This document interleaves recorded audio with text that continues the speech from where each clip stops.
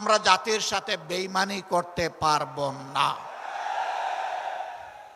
জাতিকে আমরা কথা দিয়েছি, লড়াই আমরা করে যাব, গণভোট বাস্তবায়নে বাধ্য করব ইনশাআল্লাহ। এর থেকে এক চুল পরিমাণও আমরা সরব না। এই আবু সাইদের রক্তে ভেজা রংপুরে আরেকবার এই অঙ্গীকার ব্যক্ত করে গেলাম। আমাদের দ্বিতীয় কথা, তিস্তা অঞ্চলের মানুষের দুঃখ। আমরা নির্বাচনের আগে বলেছিলাম, আমরা নির্বাচিত হয়ে সরকার গঠনের সুযোগ পেলে তিস্তার বালুচরে কুদাল মেরে প্রথমেই বাংলাদেশের উন্নয়নের যাত্রা শুরু করব। দুঃখের বিষয়, তিস্তা নিয়ে বর্তমান সরকারি দল অনেক ভালো ভালো কথা বলছে, আর নির্বাচনের আগে জাগো বাহে তিস্তা বাঁচাও এই আন্দোলন করেছে, কিন্তু তিস্তা নিয়ে এই বাজেটে 10 টাকারও কোনো অ্যালোকেশন নেই। আমরা আর কথার ফুলঝুড়ি শুনতে চাই না, দেখতে চাই না, আমরা বাস্তব পদক্ষেপ দেখতে চাই। এই সরকার যদি ব্যর্থ হয়, আগামীতে ইনশাআল্লাহ আপনাদের সহযোগিতা, দোয়া, ভালোবাসা, সমর্থন, ভোটে নির্বাচিত হয়ে 11 দল সরকার গঠন করে সেই দাবি বাস্তবায়ন করবে ইনশাআল্লাহ। বিস্তীর্ণ এলাকা জুড়ে সীমান্তে সুড়সুড়ি দিচ্ছে প্রতিবেশী ভারত। সরকার মুখে কুলু পেটে বসে আছে। আমরা প্রতিবাদ করছি, জনগণ প্রতিবাদ করছে। শুধু প্রতিবাদ করছে না, প্রতিরোধ করার জন্য বিজিবির সৈনিকদের সাথে সমান তালে জনগণ লড়াই করে যাচ্ছে। আমরা এই সংগ্রামী বীরদেরকে অভিনন্দন জানাই। সরকারের মুখ থেকে এই ব্যাপারে এখন পর্যন্ত একটা শব্দও আসে নাই। কার বয়ে কাকে খুশি করার জন্য? কোন দেশের শাসক আপনারা? বাংলাদেশের জনগণের নাড়ির পালস বোঝার চেষ্টা করুন। জনগণের অভিপ্রায় আকাঙ্ক্ষার বিরুদ্ধে মেহরবানি করে অবস্থান নেবেন না। নেলে কি হয়, সম্প্রতি ইতিহাস থেকে সবারই সবক গ্রহণ করা উচিত। অতএব সাফ কথা, তিস্তার ব্যাপারে কোনো ধানাই পানাই বুঝি না। তিস্তা প্রজেক্ট বাস্তবায়ন করতে হবে। বলেছিলাম, আমরা নির্বাচিত হলে, আল্লাহ তাআলা সুযোগ দিলে, আমরা রংপুর বিভাগকে বানাবো কৃষির রাজধানী। সেই রাজধানীর কথা বর্তমান সরকার ও সংসদে বলছে, কিন্তু রাজধানীকে ভিক্ষা দিলে রাজধানী বনবে না। রাজধানীকে নিয়ে মহাপরিকল্পনা করতে হবে। এখানে এসে শুনতে পেলাম দুঃখের বিষয়, কৃষক কষ্ট করে ঘাম জড়িয়ে ফসল ফলায়, এই অঞ্চলে বিপুল পরিমাণ আলু উৎপাদন হয়। এখন হিমাগারে রাখতে গেলে বস্তা প্রতি 600 টাকা তাদেরকে দিতে হচ্ছে। এটা অন্যায়, এটা জুলুম, এটা বন্ধ করতে হবে এবং ন্যায্য দামেই সেখানে রাখার ব্যবস্থা করতে হবে। শুধু এটি নয়, আরো যত জিনিস এখানে উৎপাদন হয় তার ন্যায্য মূল্য প্রাপ্তি কৃষককে নিশ্চিত করতে হবে। সম্মানিত ভাইয়েরা, বাজারে দ্রব্যমূল্যে জনগণ অস্থির। সরকারের হৃদয়গুলা ঢুকে না, কারণ জনগণ তো চাঁদাবাজি করে না, তাদের তো অবৈধ অর্থের উৎস নেই, তারা ঘুষ দুর্নীতির সাথে সম্পৃক্ত নয়। তাদের এই দুঃখ ওই লোকেরা কেমনে বুঝবে যারা চাঁদাবাজিতে লিপ্ত, যারা ঘুষ দুর্নীতিতে ব্যস্ত? তারা এটা বুঝবে না।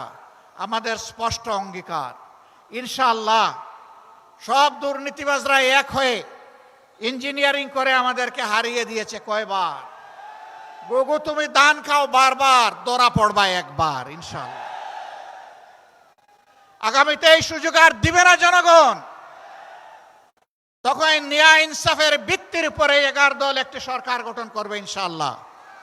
যেই দেশে চাঁদাবাজ তো দূরের কথা, তাদের ছায়াও সহ্য করা হবে না। দুর্নীতি করার প্রয়োজন কারো হবে না। সম্মানজনকভাবে সবাই বাঁচতে পারবে। এরপরে লোভের বশবর্তী হয়ে কেউ দুর্নীতি করলে তাকে ছেড়ে কথা বলা হবে না।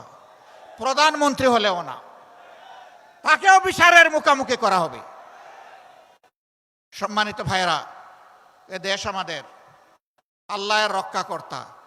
আমরা যতদিন বেঁচে থাকব, দেশের 1 ইঞ্চি জমি তো দূরের কথা, একটা বালুর উপরেও কাউকে কর্তৃত্ব করতে দেব না। যারা হুমকি ধমকি দিচ্ছে তাদেরকে বলি, আপনারা এইভাবে বাংলাদেশকে বিবেচনা করবেন না। ডক্টর কর্নেল অলি আহমদ বীর বিক্রম বলেছেন, আমাদের সৈন্য 2 লাখ 2.5 লাখ নয়, আমাদের 1 কোটির বেশি। আমি বলবো, এই দেশে জন্ম নেওয়া প্রত্যেকটা নারী পুরুষই আমাদের সৈনিক। জুলাইতে এটার প্রমাণ রেখেছে সবাই। মায়েরা রেখেছে, বোনেরা রেখেছে, মেয়েরা রেখেছে, ভাইয়েরা রেখেছে, সন্তানেরা রেখেছে এবং বয়স্ক পুরুষেরা রেখেছে, কুলের শিশুও রেখেছে। এই যে জাবির ইব্রাহিম মারা গিয়েছে, তার অভিপ্রায়টা লক্ষ্য করবেন। সে কি বলেছিল? আরেকটা ছেলে বারবার তাকে সরিয়ে দেওয়া হচ্ছে, এই তুমি সরে যাও, তুমি ছোট মানুষ। কয়, সাবধান, আমাকে সরানোর চেষ্টা করবেন না, আমি এসেছি এখানে আন্দোলন করতে, প্রতিরোধ গড়ে তুলতে। আপনি আপনার কাজ করেন, আমাকে আমার কাজ করতে দেন। এরপরে আপনারা দেখেছেন সবাইকে ঝাড়ি মেরে ফেলে দিয়ে গিয়ে সে পুলিশের পেটের মধ্যে ঘুষি বসাচ্ছে। তুই আমার ভাইকে হত্যা করেছিস। আজকে সেই হত্যাকারী পুলিশদেরও বিচার গুলিয়ে দেওয়ার জন্য একদল উঠে পড়ে লেগেছে। আমরা পুলিশের সকল সদস্যকে বলছি না যে তারা অপরাধী, কিন্তু যারা অপরাধ করেছে, যারা অবলীলায় মানুষ খুন করেছে, তাদেরকে বিচার আপনারা চান না? সে পুলিশ হোক আর সাধারণ মানুষ হোক, তাদের বিচার অবশ্যই হতে হবে।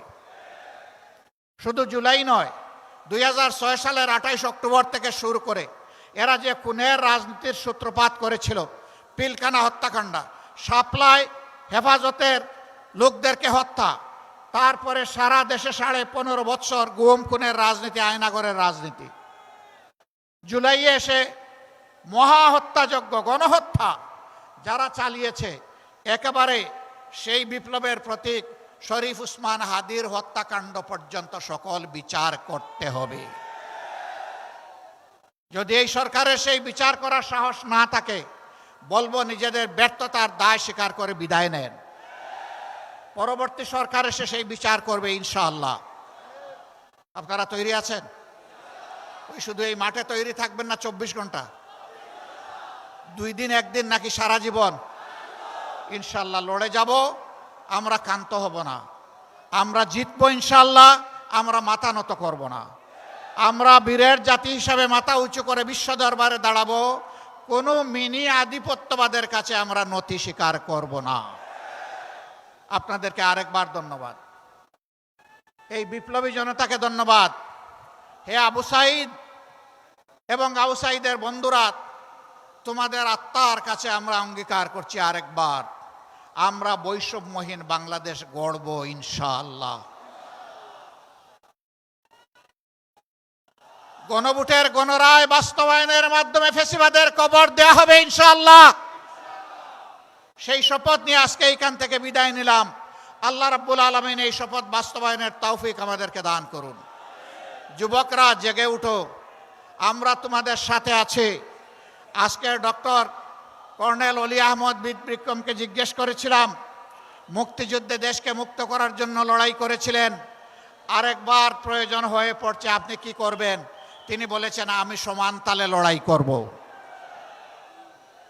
তিনি 100-র কাছাকাছি পৌঁছে গেছেন। তিনি যদি সমান তালে লড়াই করেন, আমরা কি সেই লড়াইয়ের জন্য প্রস্তুত আছি? আল্লাহ হাফেজ। বাংলাদেশ জিন্দাবাদ। 11 দলীয় ঐক্য জিন্দাবাদ। ফ্যাসিবাদ নিফাত যাক। আসসালামু আলাইকুম ওয়া রাহমাতুল্লাহ।